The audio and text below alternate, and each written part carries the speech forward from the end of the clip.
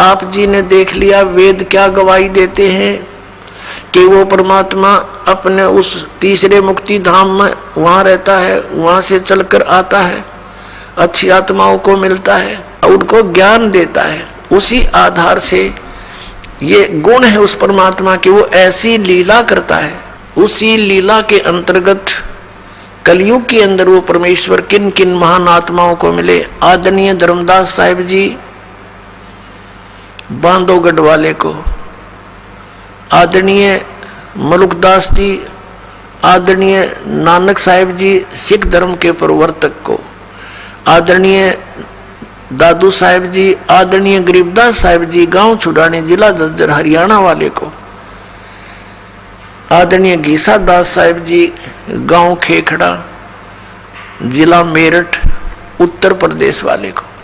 इन महापुरुषों के विषय में तो दास को जानकारी है और अन्य बहुत से महापुरुषों को वो ऐसे मिलते हैं। आदरणीय नामदेव जी को भी मिले थे, आदरणीय हजरत मोहम्मद जी को भी मिले थे। हजरत मोहम्मद जी ने परमात्मा के ज्ञान को स्वीकारा नहीं था, बाकी सभी महापुरुषों ने परमात्मा के ज्ञान को स्वीकारा था। अब क्या कहते हैं, हम मोहम्मद को वहां ले गए, कबीर परमेश्वर कहते हैं सतलोक ले गए, इच्छा रूपी वहां नहीं रहो। उल्ट मोहम्मद मैल पठाया, गुज बीरज एक कलमा लाया, रोजा बंग नमाज दई रे, बिस्मल की नई बात कही रे। अब क्या बताते हैं कि हम इस हजरत मोहम्मद को भी लेकर गए थे, क्योंकि सभी आत्मा उस एक का परमात्मा की है, अल्लाह कबीर की है, उस परम अक्षर ब्रह्म सत्य पुरुष की है। वो चाहते हैं कि अच्छी आत्माएं जिनके पीछे काफी लोग लगे हुए हैं उनको और सच्चाई बता दूं तो ये उनको समझा देंगे और जल्दी मेरे शरण में ले आएंगे। लेकिन यहाँ परमात्मा की जो बात सिरे नहीं चढ़ पाई, तो क्या बताते हैं, परमात्मा ने फिर आकर बताया कि हे मुसलमानों, तुम हजरत मोहम्मद के नाम पर जो ये बिस्मिल करते हो, ये बिस्मिल करने की बात उन्होंने नहीं कही। उन्होंने क्या बताया, रोजा बंग नमाज दई रे, बिस्मिल की नई बात कही रे। नबी मोहम्मद ना गोश्त खाया, हजरत मोहम्मद ने, नबी मोहम्मद ने मांस नहीं खाया, मांस नहीं खाया। कहते हैं अरस कुरस पर अलह तकत है, खालिक बिन नहीं खाली, और वो पैगंबर पाक पुरुष थे साहिब के अब्दाली। वह पैगंबर तो पुण्यात्मा थी, वैसे जुल्म करें थे जैसे तुम कर रहे हो। मांस खाते हो, गऊ काट दी, जोटे की टालना, बकरे खा लिए, मुर्गे खा लिए हैं। उनको दीदार कहाँ है, जो काटते हैं गला बिराना, दूसरे का गला काटते हैं, उनको काम परमात्मा मिलेगा। नबी मोहम्मद नमस्कार है कि नबी मोहम्मद आदरणीय महापुरुष थे और राम रसूल कहाया, वो भगवान का अल्लाह का दूत कहलाया। और 1,80,000 को सौगंध जिन नहीं कर चलाया।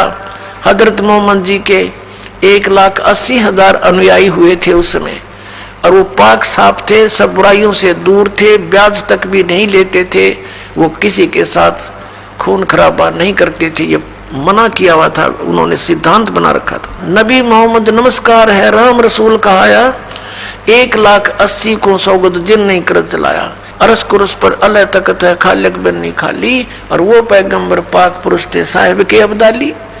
वो तो परमात्मा की कृपा पात्र थे, उन्होंने ऐसा जुल्म नहीं किया। तो परमात्मा कहते हैं मोहम्मद को हम वहां ले गए, इच्छा रूपी वहां नहीं रहे हो। उल्ट मोहम्मद मैल पठाया, गुज बीरज एक कलमा लाया, रोजा बंग नमाज दई रे, बिस्मिल की नहीं बात कही रे। कहते मारी गौ शब्द के तीरम, ऐसे होते मोहम्मद पीरम, और शब्द फेर जवाई, वो जीव रखा हंसा रखा, गोसत नहीं बाख्या, ऐसे पीर मोहम्मद भाई। कि हजरत मोहम्मद ऐसे सिद्धि युक्त थे, उन्होंने एक बार शब्द से गाय को मार दिया और शब्द से जीवित कर दिया, उसका मांस नहीं खाया, वो जीवित कर दी थी, और तुम करके दिखाओ जीवित। उस दिन को, जिस दिन हजरत मोहम्मद ने ये लीला की थी, उस दिन को मनाने लग गए। उस दिन ये गुरु गौ विशेषकर बिस्मिल करते। परमात्मा कहते उन्होंने तो जीवित कर दी थी, वो मांस नहीं खाया था। फिर क्या बताते हैं, परमात्मा कहते हैं एक समय हजरत मोहम्मद जी ने वचन से गऊ मार दी और जीवित नहीं हो पाई, क्योंकि जो सिद्धियां प्राप्त हुई थी भगवान से वो उसकी एक दो करामात दिखाने से फेल होगी। तो कहते फिर हम मोहम्मद याद किया रे। परमात्मा कहते हैं फिर हजरत मोहम्मद ने मुझे याद किया। जब ये जीव अपने सामर्थ्य से हार लेता है तो परमात्मा को याद करता। जब हम मोहम्मद याद किया रे और शब्द स्वरूपी हम बेग गया रे, मुई गऊ हमने बेग जिवाई, तब मोहम्मद का निश्चय आई। तुम कबीर अल्लाह दरवेशा और मोहम्मद का फिर गया अंदेशा। हजरत मोहम्मद से जब गाय जीवित नहीं हुई तब कहते हैं हम अल्लाह अकबर को पुकारा तो शब्द स्वरूपी हम बेग गया रे। हम तुरंत गए लेकिन अन्य को दिखाई नहीं दे रहे थे, हजरत मोहम्मद को दिखाई दे रहे थे। और वो गाय हमने जीवित कर दी तो सामने खड़े लोगों को यही भ्रम रहा कि हजरत मोहम्मद जी ने गाय फिर जीवित कर दी। लेकिन उस दिन हजरत मोहम्मद के ये विश्वास हुआ कि अल्लाह अकबर, कि अल्लाह कबीर ही है। अब उस अल्लाह अकबर को मुसलमान जानते नहीं, पहचानते नहीं, कौन है वो अल्लाह अकबर, कौन है वो अल्लाह कबीर। इसी प्रकार झांकी वे कबीर की नानक की तीवा, वह सिक्का का गड़पड़ी कौन छुटावे था। सतलोक के अंदर नानक साहब जी को परमात्मा लेकर गए थे, वहां जाकर देखा कबीर साहब की झांकी नजारा सतलोक का। फिर उसमें काशी के अंदर एक धानक रूप में जुलाए रूप में कार्य करते देखा। फिर कहा था वाहे गुरु वाहे गुरु वाहे गुरु, वो ये तो वही गुरु है, वाह गुरु वाह वाह वाह, माने वाह धन्य धन्य, ये तो सच्चा सचमुच पूर्ण गुरु है। अब सिखों को पता नहीं कि वो आदरणीय नानक साहिब जी ने किसको कहा था वाहे गुरु। तो ये सारा ज्ञान अब आपके रूबरू होगा और सब मानव इसको समझेगा और फिर सच्चाई को ग्रहण करेगा, क्योंकि हम भगवान के लिए भटक रहे हैं। अब हम अपने प्रसंग पर आते हैं कि वो परमात्मा अपने गुणानुसार, अपने जो लीला करता उसके अनुसार पुण्यात्माओं को मिलते हैं। आदरणीय धर्मदास साहिब जी को मिले, जैसे दास जी ने आधा दर्जन पुण्यात्माओं के शुभ नाम आपके रूबरू किए। उनमें से आदरणीय धर्मदास साहिब जी बांधवगढ़ मध्य प्रदेश के रहने वाले थे, बहुत बड़े सेठ थे। एक रूपदास नाम के गुरु बना रखे थे और जैसा भी ज्ञान इन शंकराचार्य जियों ने हमें दे रखा है उसके आधार से श्री राम, श्री कृष्ण, विष्णु और शंकर भगवान को सर्वेश्वर महेश्वर मानकर पूजा किया करते थे। एकादशी का व्रत और 68 तीर्थों पर जाना अनिवार्य बता रखा था। उसी ज्ञान से प्रेरित वो पुण्यात्मा आदरणीय धर्मदास साहिब जी तीर्थ करते हुए बांधवगढ़ से पैदल चले और मथुरा में पहुंच गए, वृंदावन मथुरा। और जहां पर श्री कृष्ण जी गौओं को पानी पिलाया करते थे, स्वयं भी उसमें नहाया करते थे, क्योंकि पहले तालाबों से ही स्वयं भी पीते थे और पशु भी उसी में पीते थे, उसी में नहाते थे। बड़े सरोवर हुआ करते थे तो वो कोई हानि नहीं करते थे। अब उस सरोवर में स्नान करने के लिए अपने गुरुजी के द्वारा बताए गए भक्ति मार्ग के आधार से मथुरा में पहुंच गए। उस जोड़ में नहाए, तालाब में स्नान किया और बाहर आकर के कुछ स्थान लिपया, गाय के गोबर और मिट्टी मिला करके कुछ पवित्र बनाया स्थान। उस पर बैठकर अपना नित्य कर्म करने लगे, जो भी उनके गुरुदेव ने बता रखा था। उसमें पहले तो शालिग्राम की पूजा की, भगवान विष्णु की मूर्ति की, उसकी पूजा की, उसको नवाया दवाया, खूब सुथरे नए कपड़े पहना दिए मूर्ति को। भगवान विष्णु की मूर्ति ठाकुर जी बोलते हैं उसको। और फिर गीता जी का पाठ करने लगे। उसी समय परमात्मा एक जिंदा महात्मा का रूप बनाकर, जैसा आप जी ने अभी ऋग्वेद मंडल नंबर 9 सूक्त 1 मंत्र 8 और 9 में 8 में आपने पढ़ा कि उस परमात्मा को उग्र गतियां प्रेरणा करती हैं, यानी ऐसी उग्र स्थिति बन जाती हैं कि हाहाकार मच जाती है, धर्म की हानि होती है। सभी व्यक्ति नास्तिकता की ओर अग्रसर हो रहे होते हैं, उस समय परमात्मा एक सुंदर शरीर यानी एक भासमान शरीर को प्राप्त होता है और वहां आकर के वो ज्ञान प्राप्त कराता है। तो उससे क्या होता है कि वो परमात्मा 3 प्रकार के शरीर से सबका वारण करता है, कल्याण करता है। एक तो आपको बता सतलोक में परमात्मा रहते हैं, उसके एक रोमकूप में करोड़ सूर्य मिराजे, करोड़ चंद्रमा, ऐसा उनकी शोभा है, इतना प्रकाश है उनके बॉडी का, शरीर का, साकार है, मनुष्य दृश्य है। और दूसरा आपको बता शिशु रूप धारण करके आते हैं, वो दूसरी प्रकार के फिर लीला में बड़े होते हैं। एक जनसाधारण की लीला प्रत्येक युग में करते हैं, उसी नाम से वो प्रसिद्ध रहते हैं और ज्ञान भी प्रचार करते हैं, जिस कारण से वो कवियों के माध्यम से, लोकोक्तियों के माध्यम से अपना ज्ञान प्रचार करते हैं, जिससे वो प्रसिद्ध कवि भी कहलाते हैं। ऐसा वेदों में लिखा है। ऋग्वेद मंडल नंबर 9 सूक्त 96 में 96 के मंत्र 16 से लेकर और 20 तक ये स्पष्ट उसमें किया हुआ। समय के अभाव से आज दास आपको नहीं दिखा सका, फिर कभी दिखाएंगे। और तीसरे प्रकार का ये है कि वो एक कभी भी प्रकट हो जाते हैं, साधु रूप बना लेते हैं, संत जैसी वेशभूषा बनाकर, जिसको लोग ज्यादा प्रभावित होते हैं, जिससे उस रूप में जाकर प्रकट हो जाते हैं। फिर उनको कैसे डील करते हैं? यदि वो जाते ही किसी को कह दें कि तेरा ज्ञान गलत है तो कोई नहीं सुने, लड़ पड़े, काल में इतने भ्रमित कर रखे। तो परमात्मा ने जाकर के साधु रूप बना करके एक जिंदा महात्मा का रूप बनाकर, जिंदा महात्मा मुसलमानों में होते हैं, विशेषकर काला ओवरकोट पहनते हैं, एक काला ओवरकोट पहनते हैं पूरा घुटनों से नीचे तक का, एक काला कच्छा पहनते हैं अंडरवियर, और एक काला टोप रखते हैं ऐसे चोटे से वाला। ये वेशभूषा होती है जिंदा संत की। तो जिंदा महात्मा का रूप बनाकर, जिंदा महात्मा का धर्मदास जी को मिले, वहां बैठ के थोड़ी सी दूरी पर, जब धर्मदास जी ने अपना नित्य कर्म कर लिया और बड़े ध्यान से सुन रहे थे, भगवान ऐसे गर्दन कर रहे थे, तो धर्मदास जी ने सोचा ये मुसलमान भक्त हमारी गीता जी के ज्ञान से बड़ा प्रभावित हो रहा है। उसने और ऊंचे स्वर से गीता जी का ज्ञान विद, वैसे तो ये संस्कृत पढ़ा करते हैं नित्य पाठ में, जब देखा कि बड़ा श्रद्धालु है और थोड़ी सी दूरी पर इसलिए बैठे कि हिंदू लोग मुसलमानों से नफरत करते हैं कि ये मांस मिट्टी खाते हैं, जीव हिंसा करते हैं, इसलिए विशेषकर ये साधु संत भक्त उनसे दूरी बना कर रखते थे। इस आधार से भगवान के कहीं धर्मदास बेदक ना जा, इसलिए दूर बैठ के अपने आत्माओं काल के द्वारा भ्रमित हम अज्ञानी आत्माओं को कैसे अपनी शरण में लेते हैं, भगवान कैसी लीला करते हैं वो दयालु। ऐसे ऐसे गर्दन हिला रहे थे, ऐसे ऐसे, जैसे बहुत अच्छा आनंद आ रहा। तो धर्मदास जी ने अनुवाद भी शुरू कर दिया, जैसा अपने गुरु जी से सुना था।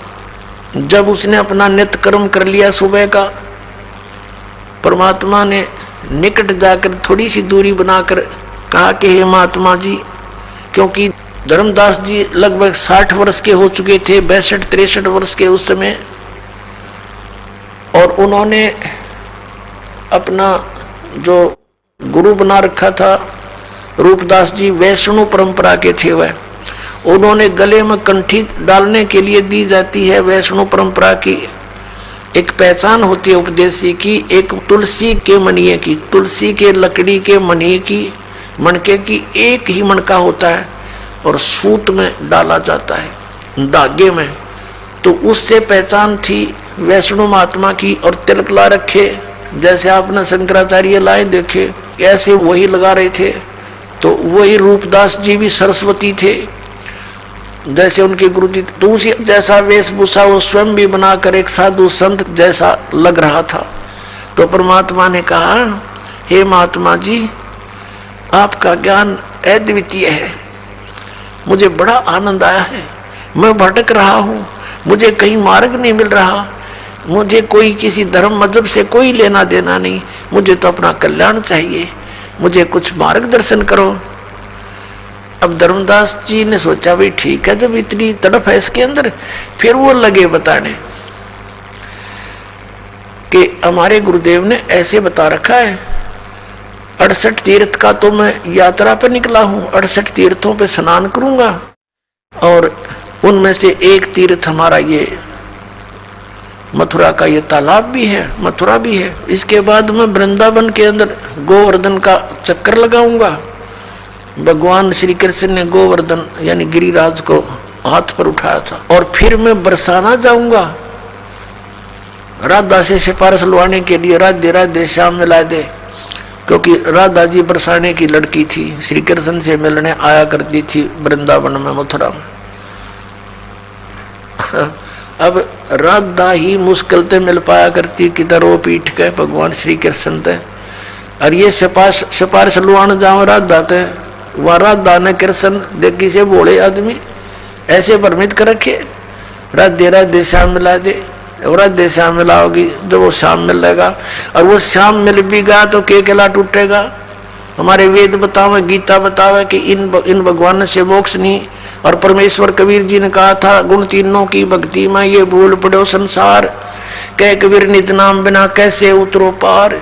तीन देव की जो करते भक्ति उनकी कबू ना हो मुक्ति। अब धर्मदास जी बता रहे हैं। और उसके बाद एकादशी का व्रत रखता हूं मैं, ये बहुत ही उत्तम व्रत है, इसके रखने से मोक्ष हो जाता है। श्राद्ध निकालते हैं, सब क्रियाएं करते हैं हम, और राम कृष्ण का जाप जपते हैं, हरे कृष्ण हरे राम राम राम राधे श्याम सीताराम हरे राम। ये हमारे मंत्र हैं, ओम नमः शिवाय। अब परमात्मा ने जब उसने सारा कुछ कह लिया तब कहा कि हे महात्मा जी मेरा उद्धार करो, दीक्षा दे दो मुझे, आप मुझे अपना शिष्य बना लो, और मेरी कुछ जिज्ञासा है, मेरे कुछ शंका का कुछ समाधान भी चाहता हूँ। तो धर्मदास जी ने कहा कि देखो जी, हम शिष्य नहीं बना सकता मैं, क्योंकि ऐसे शिष्य बनाना पाप होता है, क्योंकि मुझे आदेश नहीं है, और मेरे गुरुजी हैं रूपदास जी, उनके पास चलो मैं आपको दीक्षा दिला दूंगा। तो परमात्मा ने कहा ठीक है, आप ऐसे ही करना, पर मेरे कुछ शंका का समाधान कर दो ताकि मुझे विश्वास और मैं चलूं आपके साथ। अब बोलो बोलो।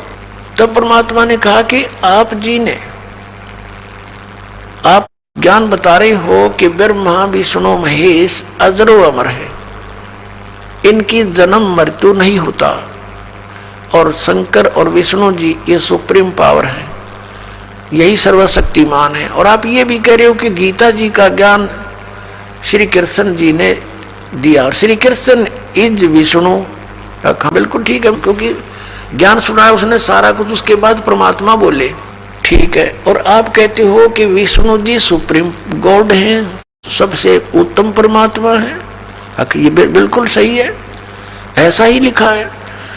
तो परमात्मा ने कहा कि गीता जी का ज्ञान किसने बोला? श्री कृष्ण जी ने। ठीक है, आप पढ़ रहे थे अभी, आप अभी पढ़ रहे थे आपकी गीता जी में, इसमें लिखा है कि अर्जुन तेरे और मेरे बहुत जन्म हो चुके, तू नहीं जानता मैं जानता हूं।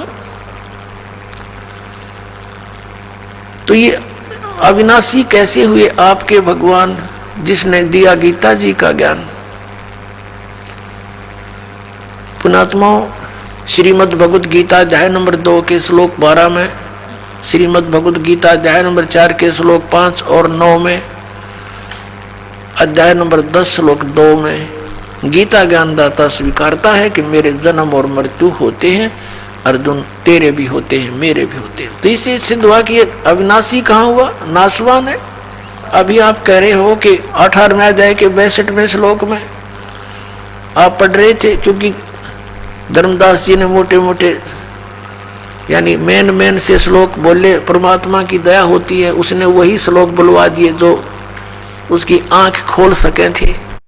तो परमात्मा ने कहा कि अभी आपने गीता जी में बताया कि हे अर्जुन 18वें अध्याय के 62वें श्लोक में प्रमाण है, तो सर्वभाव से उस परमेश्वर की शरण में जा, उसकी कृपा से तो परम शांति को, सनातन परम धाम को प्राप्त होगा। तो वो भगवान कौन है? और गीता जी अध्याय नंबर 15 के श्लोक 4 में कहा कि तत्वदर्शी संत की प्राप्ति के उपरांत परमेश्वर के उस परम पद की खोज करनी चाहिए, जहाँ जाने के बाद साधक फिर लौटकर संसार में कभी नहीं आते। और जिस परमेश्वर ने सारे ब्रह्मांडों की रचना की है केवल उसी की भक्ति करो। आपका भगवान गीता ज्ञान दाता ये कह रहा है, गीता ज्ञान दाता तो कह रहा है कि उसकी भक्ति करो। वो कौन है मुझे वो बता दो, बस फिर मैं आपके गुरु का चेला। अब धर्मदास की तो आंखें फूल गई, सब भूल गया, कोई जवाब नहीं, बेबाक हो गया, गूंगा और बहरा हो गया, सुन्न हो गया काफी देर तक। यूं क्या कही भाई, सच्चाई बिल्कुल सारी। फिर क्या सोचता क्या कहता है, उसने सोचा बात तो बिगड़ गई, क्योंकि मन काल है और सत्य से परिचित होकर भी ये नहीं स्वीकारने देता, ये पक्का जाल है।